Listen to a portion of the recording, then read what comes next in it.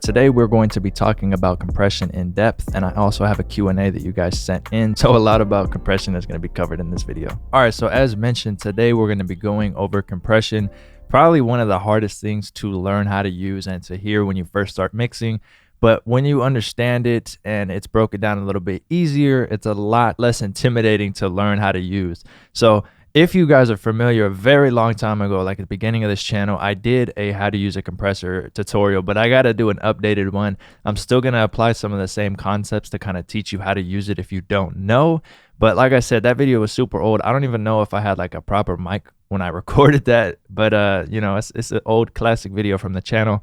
But today I want to do like an updated version of explaining this for you. So we're going to be covering everything about compression. I'm also going to have a Q&A in here. You guys had sent questions in a while back about compression, so I'm going to answer those, and then we'll do a few examples. But first, we got to start off with just understanding how to use the tool. All right, so we're going to go over threshold, ratio, attack, and release. I'm going to use the old paint tool that I used to explain it in the last video that I did a long time ago, because this makes it easy.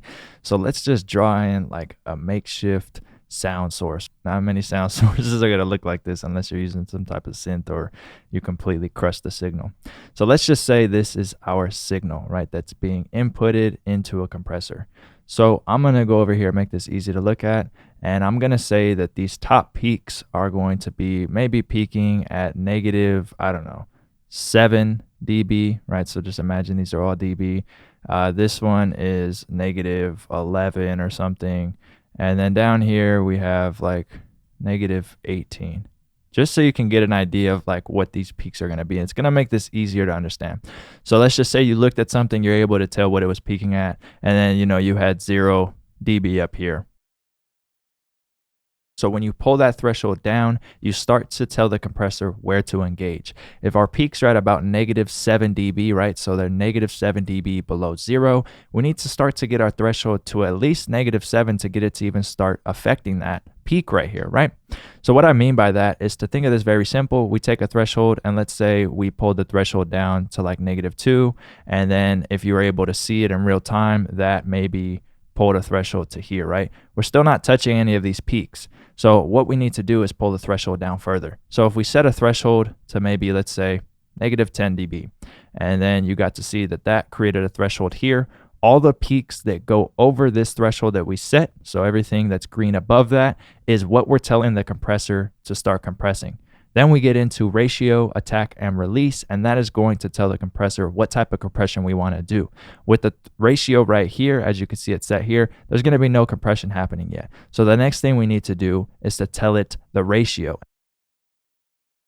And you could think of this as how much compression you want to do when a signal crosses that threshold. So let's just take an example of a 2-to-1. So on here, over here, we set it to 2-to-1. So in technical terms, what this means is for every 2 dB that exceeds our threshold, it's going to be attenuated down to 1 dB of going over. But you don't really need to think of it like that. So let's just say a 2-to-1, 3-to-1 is kind of more gentle compression, right? And you start to get into like 4-to-1, 5-to-1, and it's a bit more aggressive of compression. And then you start getting up to like 10-to-1, 20-to-1, and you're really compressing anything that goes over that threshold. And then once you go higher than that, right, 100-to-1, all the way up to infinity, you start to get into really limiting it. So with the ratio, just kind of think of it as how aggressive and how much compression you want to happen when a signal exceeds the threshold that you set. So the next thing we need to go over is attack and release. So to make this really simple, so once the signal goes over the threshold, how fast do we want to attack it, or how slow do we want to attack it, and how fast or how slow do we want the compression to let up? So to really understand this, if I kind of zoomed in and we have the threshold right here, our signal went over it. If I have the fastest attack possible, it's going to attack right away. Once this signal crosses this threshold, the compression is going to start being applied. If we had a slower attack, I'm just randomly moving these numbers so you can kind of see, right? Now we kind of told it that it's here. So let's say the signal maybe looked more like this. With a slower attack, a little bit of this transient gets let through, and maybe it starts compressing about right here, depending on where you have it set. And then the release is going to be when the compression is going to let up. So obviously a faster release, it's going to compress over that threshold and then release it, and a slower one, it's going to hold that compression And these two are really going to depend on the source that you're compressing. So there's not just like, oh, set it here, and that's good for every single source, right? There's some pretty common attack and release times for certain sources, but every source is different. So you're going to be messing with those a lot. And the easiest way to hear and learn these settings is to have a signal come through. Maybe take like a drum loop and pull the threshold down really far, give the like a pretty, aggressive ratio, maybe 4-to-1, 5-to-1, and start to mess with the attack and release. And this will really let your ears hear what's going on. So shout out Chris Punsalon. We're going to use one of his drum samples for this. So let me show you what I mean about how we can start to learn how to hear the attack and release. So let's go ahead and play this. Let's pull our threshold down so it actually starts, hitting the signal. Now let's pull our ratio down so some compression starts to happen. Let's go aggressive. Let's go like 5-to-1 so we can really hear this, right? So let's bring the attack all the way to the left, which is going to be a very fast attack. And you're going to hear that these drums are getting eaten up. Let me turn this off real quick. And let me move the release over so it's a little bit faster. So now let's hear what it sounds like. Since it's a fast attack, the drums are really getting eaten up. Now watch when I start to move the attack over to the right and have it be a slower attack. You're going to hear the drum start to come through a little bit, and it won't sound like it's really just squashing it.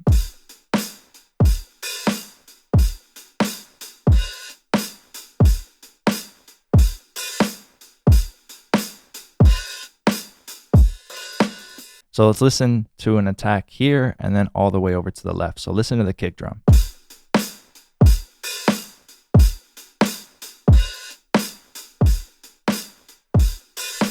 So with the faster attack, you can hear that it attacks the transient right when it crosses this threshold, right? Compared to when it's a little bit over to the right, it starts to attack it a little bit later, and some of that comes through. We are using a very aggressive compression, right? So obviously maybe you wouldn't want to do that. So it's a common trick to just kind of train your ear on the compression. Since it's such hard compression, you really start to hear the attack and release. And then the last thing, the simplest thing on a compressor is going to be makeup gain. And you'll see it over here as gain, and then it's right here, right? So super simple. Depending on how much gain reduction we do, we can match what we originally heard by having makeup gain. So what I mean by that is after we do some compression, so let's get some compression going. So let's say we have an average of about 1 to 1.5 decibels of gain reduction. We can come over to the makeup gain and bring it up by about a dB or a dB and a half. All right, so now let's get into the Q&A part of this. As far as compression questions go, I had you guys send some in. So I pulled a couple from there. So I'm just going to read these off and answer them. So how to glue the mix without ruining impact on it. So with compression, you could do something called like mix bus compression, right? We're on the master track or on a mix bus, depending how you want to do it. Most of the time it's done on the master track, is where you bring in a compressor, like let's say the SSL bus compressor, and you have a bit of a slower attack and kind of a faster release. And then you just do about, 1 to 3 dB of gain reduction. And what that really does is just kind of glue the mix together a little bit more, because it's compressing everything. You don't necessarily want to do like an extremely fast attack on that, because it'll ruin the transients. So for the most part, it's going to be a little bit of a slower attack and then a bit of a faster release. And then 1 to 3 dB of gain reduction on bus compression is really good. It's called bus glue. You could look it up. Waves has a great SSL bus compressor. All right, so a very common question: when should you use compression? So compression can be used a few different ways. A very obvious way is if a source is very dynamic, right? There's very loud peaks and then quieter peaks, and you kind of want to even it out and get a more consistent take, especially on like a lead vocal, right? You do a recording, and then when it comes down to mixing, since the vocal's so dynamic and the voice is so dynamic, when it's recorded, you're going to get louder parts and quieter parts, and you always want to have that vocal up front, especially for a mix, right? So what you do is apply compression, and you start to even out the loudest parts and the quieter parts, and it's a more consistent level.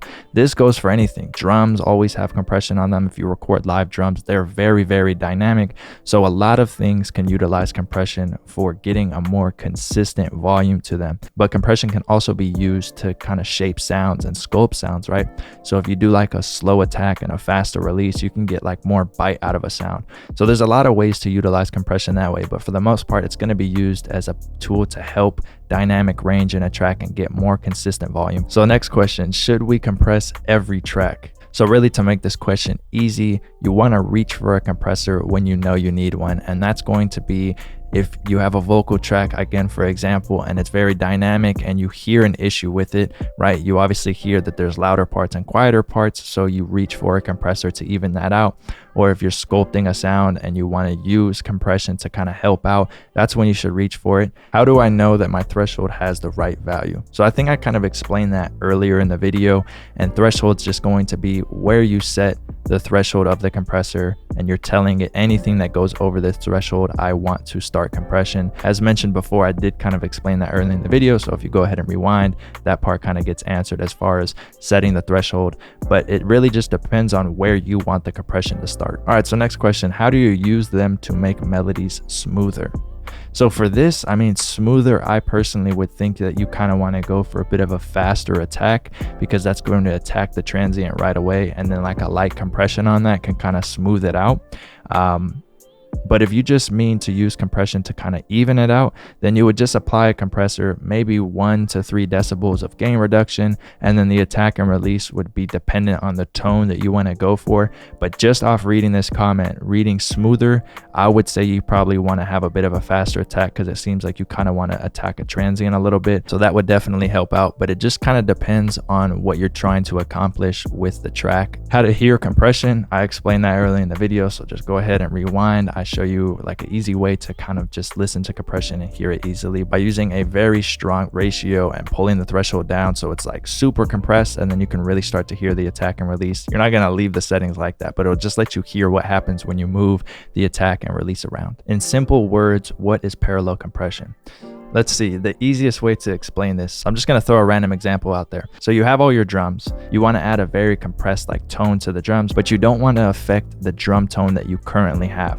So what you could do is send all those drums to a bus, and then on that bus you're going to throw a compressor on it, like let's say an 1176, and then use the 20-to-1 or the all-in button to really compress and smash that track. And then you're going to blend that back in with the original drums, and what this is going to do is allow you to have your original drum tone but be able to blend in a parallel compression track. 99% of the time that parallel bus of compression is going to be very strong compression, very high ratios, and then it gets blended back in and you'll see what it could do to drums. All right, thank you guys so much for watching. If you did like this video, leave a thumbs up. You guys can follow me on all social medias at Lifestyle Did It. Make sure to hit my site lifestyledidit.com for everything else. Other than that, subscribe to your boy, push notifications.